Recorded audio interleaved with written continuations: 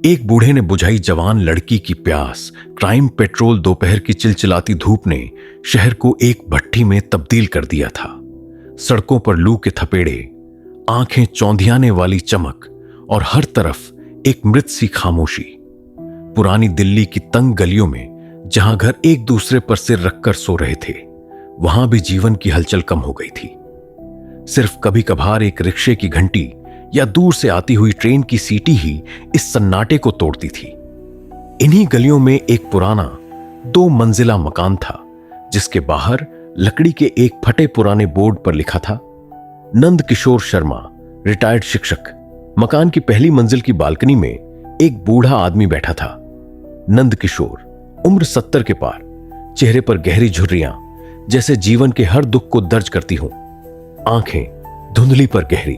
उसने अपनी धोती के पल्लू से पसीना पोंछा और नीचे गली में देखने लगा। गली में एक लड़की खड़ी थी, उम्र 20-22 साल, साधारण कपड़े, चेहरे पर थकान और पसीने से चिपके बाल। उसकी नजरें मकान के नल पर टिकी थीं, जहां से पानी की एक पतली धार टपक रही थी। वह लड़की आशा थी। नंद किशोर ने धीरे से आवाज दी, बेटी। आशा ने ऊपर देखा। उसकी आंखों में एक सहमी हुई चमक थी। पानी चाहिए? नंद किशोर ने पूछा। आशा ने हां में सिर हिलाया। आ जाओ ऊपर, मैं तुम्हें पानी पिलाता हूं। आशा हिचकिचाई। अजनबी का घर, एक बूढ़ा आदमी, लेकिन प्यास ने उसकी हिचकिचाहट पर जीत हासिल कर ली। वह सीढ़ियों से ऊपर चढ़ी। कमरे में दाखिल होते ही उसे एक अजीब सी गंध ने घेर लिया, पुरानी किताबों की, दवाइयों की और किसी बासी हवा की। कमरा अंधेरा था, पंखा धीरे धीरे चल रहा था। बैठो, नंद किशोर ने कहा, एक प्लास्टिक की कुर्सी की तरफ इशारा करते हुए। आशा बैठ गई। नंद किशोर ने एक साफ गिलास में पानी भरकर उसकी तरफ बढ़ाया। आशा ने लालच से पानी पिया। 1 घूंट, 2 घूंट, 3, जैसे वह सालों से प्यासी हो। तुम्हारा नाम क्या है? नंद किशोर ने पूछा। आशा, लड़की ने जवाब दिया, गिलास नीचे रखते हुए। कहां से आ रही हो? एक काम था, इंटरव्यू के लिए गई थी।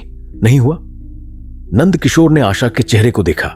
उसकी आंखों के नीचे काले घेरे, होंठ सूखे, कपड़े साधारण पर साफ। एक संघर्षशील लड़की जो अपना रास्ता तलाश रही थी। तुम्हें कुछ खाना चाहिए? नंद किशोर ने पूछा। नहीं, नहीं चाहिए, आशा ने कहा, लेकिन उसकी आंखों ने कुछ और कहा। नंद किशोर उठा और एक प्लेट में 2 पराठे और अचार ले आया। खाओ, मेरी बहू ने बनाए हैं। मैं अकेला रहता हूं तो वो कभी कभार खाना भेज देती है। आशा ने शर्माते हुए खाना शुरू किया। उसने महसूस किया कि यह बूढ़ा आदमी दयालु है, शायद एक अकेला बूढ़ा जिसे किसी से बात करने की जरूरत है। तुम क्या पढ़ी हो? नंद किशोर ने पूछा। बीए, कंप्यूटर कोर्स भी किया है, लेकिन नौकरी नहीं मिल रही। नंद किशोर ने सिर हिलाया। इस उम्र में मैंने बहुत कुछ देखा है, जिंदगी आसान नहीं है। आशा ने खाना खत्म किया और उठने लगी। शुक्रिया, मैं चलूं? बैठो थोड़ी देर, नंद किशोर ने कहा। उसकी आवाज में एक अजीब सी जिद थी। मुझसे बात करो, लोग मुझसे बात नहीं करते। मेरा बेटा विदेश में है, बहू वो सिर्फ खाना भेज देती है। आशा ने फिर से बैठने का फैसला किया। वह दयालुता के इस छोटे से कार्य के लिए आभारी थी। उसने अपनी कहानी सुनानी शुरू की। गांव से आई है, छोटे से कमरे में रहती है, नौकरी की तलाश में है। नंद किशोर ध्यान से सुनता रहा। उसकी आंखें आशा के चेहरे पर टिकी थीं, जैसे वह कोई दुर्लभ चीज देख रहा हो। तुम बहुत सुंदर हो, नंद किशोर ने अचानक कहा। आशा चौंक गई, उसकी आंखें फैल गईं। मत डरो, नंद किशोर ने कहा, एक नर्म मुस्कान के साथ। मैं सिर्फ यह कह रहा हूं कि तुम में एक चमक है। तुम जीवन से लड़ रही हो, यह अच्छी बात है। आशा ने झेंपते हुए सिर हिलाया। शुक्रिया। क्या तुम कभी कभार आ सकती हो? नंद किशोर ने पूछा। उसकी आवाज में एक नम्रता थी।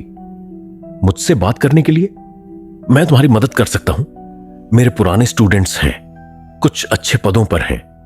शायद मैं तुम्हारे लिए कुछ कर पाऊं। आशा के दिल में उम्मीद की एक किरण जगी। शायद यही वह मौका था जिसकी उसे तलाश थी। सच में? हां, नंद किशोर ने कहा। लेकिन तुम्हें वादा करना होगा कि तुम आओगी हर दिन मुझसे बात करने के लिए। आशा ने सहमति में सिर हिलाया। ठीक है, और इस तरह शुरू हुई आशा और नंद किशोर के बीच की अजीब सी दोस्ती। हर दिन आशा नंद किशोर के घर आती, उससे बातें करती, कभी कभार खाना खाती। नंद किशोर ने उसके लिए नौकरी की तलाश शुरू की। कुछ फोन किए, कुछ चिट्ठियां लिखी, लेकिन धीरे धीरे बातचीत का रूप बदलने लगा। नंद किशोर ने व्यक्तिगत सवाल पूछने शुरू किए। तुम्हारा कोई बॉयफ्रेंड है? तुम शादी के बारे में क्या सोचती हो? तुम्हें बूढ़े आदमी पसंद हैं? आशा इन सवालों से असहज होने लगी, लेकिन वह चुप रही। उसे नौकरी चाहिए थी और नंद किशोर ने उसे उम्मीद दिखाई थी। एक दिन जब आशा आई तो नंद किशोर ने उसे एक गिफ्ट दिया, एक सुंदर सा सलवार सूट। यह लो, उसने कहा, इंटरव्यू के लिए पहनना। आशा ने इनकार किया, लेकिन नंद किशोर ने जोर दिया, लो ना, मेरी बहू ने भेजा है, उसके काम का नहीं है। आशा ने गिफ्ट ले लिया। उस रात जब उसने सूट पहना तो वह एकदम फिट था, जैसे उसके माप के हिसाब से ही सिला गया हो। इससे आशा को अजीब लगा, लेकिन उसने सोचा कि शायद संयोग है। फिर एक दिन नंद किशोर ने कहा, आशा, मैंने तुम्हारे लिए एक इंटरव्यू फिक्स किया है। मेरा एक स्टूडेंट है, बड़ी कंपनी में है, कल शाम 5 बजे। आशा की खुशी का ठिकाना न रहा। सच में? ओह, शुक्रिया अंकल, लेकिन एक शर्त है, नंद किशोर ने कहा। उसकी आवाज गंभीर हो गई। तुम्हें यहां आकर तैयार होना होगा, मैं तुम्हें वहां छोड़ने आऊंगा। आशा ने सहमति दे दी। वह कुछ भी करने को तैयार थी। अगले दिन शाम 4 बजे आशा नंद किशोर के घर पहुंची। नंद किशोर ने उसे अंदर बुलाया। कमरे में हल्का अंधेरा था, पर्दे खिंचे हुए थे। बैठो, मैं तैयार होता हूं, नंद किशोर ने कहा। आशा बैठ गई। कुछ मिनट बाद नंद किशोर एक गिलास लेकर आया। पियो, लस्सी है, गर्मी में ताजगी आएगी। आशा ने लस्सी पी ली। स्वाद थोड़ा अजीब था, लेकिन उसने ध्यान नहीं दिया। 5 मिनट बाद आशा को चक्कर आने लगा, कमरा घूमने लगा। उसने महसूस किया कि कुछ गड़बड़ है। अंकल, मुझे चक्कर आ रहा है, आशा ने हांफते हुए कहा। नंद किशोर ने उसकी तरफ देखा। उसकी आंखों में वह नरमी गायब थी, उसकी जगह एक ठंडी भयानक चमक थी। चिंता मत करो बेटी, सब ठीक हो जाएगा। आशा ने उठने की कोशिश की, लेकिन उसके पैरों ने साथ नहीं दिया। वह फर्श पर गिर पड़ी। आखिर चीज जो उसने देखी वह था नंद किशोर का चेहरा, जो धीरे धीरे उसके पास झुक रहा था। जब आशा की आंख खुली तो वह एक अजनबी कमरे में थी। वह एक बिस्तर पर लेटी थी। उसके कपड़े बदले हुए थे। उसने महसूस किया कि उसका सिर भारी है, शरीर में एक अजीब सी सुन्नता है। तभी दरवाजा खुला और नंद किशोर अंदर आया। वह दयालु बूढ़ा नहीं था। उसके चेहरे पर एक भयानक विकृत मुस्कान थी। कैसी हो आशा? उसने पूछा। आशा ने बिस्तर से उठने की कोशिश की, लेकिन उसके हाथ पैर बंधे हुए थे।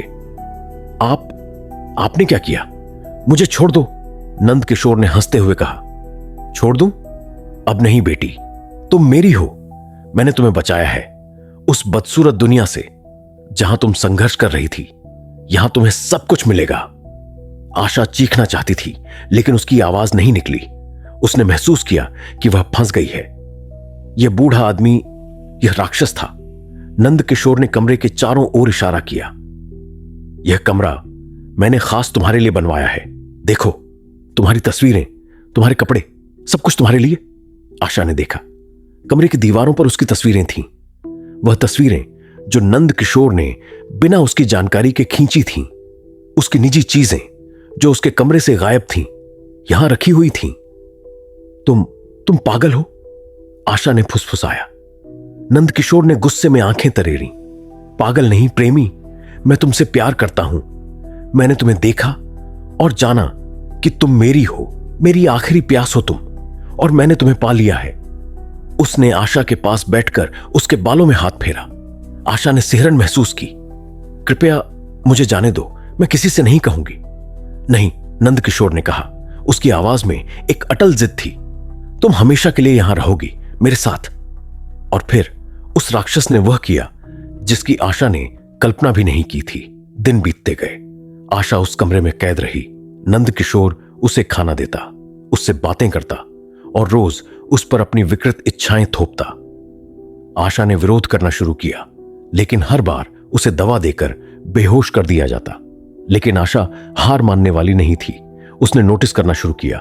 नंद किशोर हर शाम 7:30 बजे उसे अकेला छोड़कर नीचे जाता, समाचार सुनने 10 मिनट के लिए, और उन 10 मिनटों में दरवाजा बंद रहता लेकिन चाबी ऊपर लगी रहती। एक दिन आशा ने फैसला किया।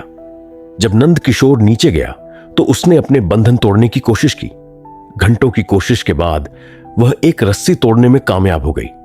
उसने चाबी की आवाज सुनी, दरवाजा खुला था। वह बिस्तर से उतरी, लेकिन उसके पैर कमजोर थे। महीनों की कैद ने उसे निर्बल बना दिया था। फिर भी वह दरवाजे तक पहुंची।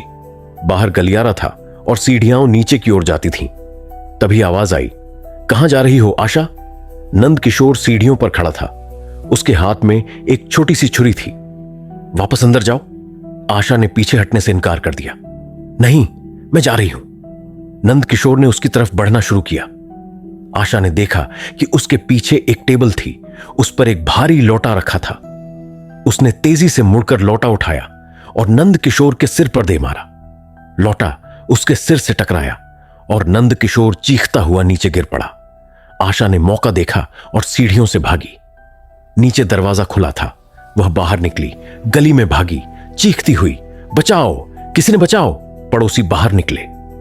उन्होंने एक पतली कमजोर लड़की को देखा जो चीख रही थी। उसके कपड़े फटे हुए थे, शरीर पर निशान थे। क्या हुआ? एक आदमी ने पूछा। वो बूढ़ा, उसने मुझे कैद किया था। आशा हाँफ रही थी। लोग नंद किशोर के घर की ओर दौड़े। अंदर वह फर्श पर पड़ा था, सिर से खून बह रहा था। और फिर उन्होंने ऊपर का कमरा देखा। पुलिस आई। एसआई मीरा शर्मा, एक अनुभवी महिला अधिकारी, ने मामला संभाला। जब उसने उस कमरे को देखा तो उसकी सांसें रुक गईं। दीवारों पर आशा की सैकड़ों तस्वीरें, उसके कपड़े, उसकी निजी चीजें और एक डायरी नंद किशोर की थी। उसमें लिखा था, आज मैंने उसे देखा, वह प्यासी थी। मैंने उसकी प्यास बुझाई, लेकिन मेरी प्यास अभी भी बनी हुई है। मैं उसे पीना चाहता हूं, उसकी जवानी, उसकी खुशबू, उसका सब कुछ। मीरा ने डायरी बंद कर दी। उसने आशा से बात की, जो अब हॉस्पिटल में थी। आशा ने सब कुछ बता दिया, कैसे नंद किशोर ने उसे फंसाया, कैसे उसने महीनों तक उसे यातना दी। नंद किशोर को गिरफ्तार कर लिया गया। वह हॉस्पिटल में था, उसके सिर में चोट थी। लेकिन जब मीरा ने उससे पूछताछ की तो उसने कुछ नहीं कहा। वह बस मुस्कुराता रहा और बार बार कहता रहा, मैंने उसकी प्यास बुझाई।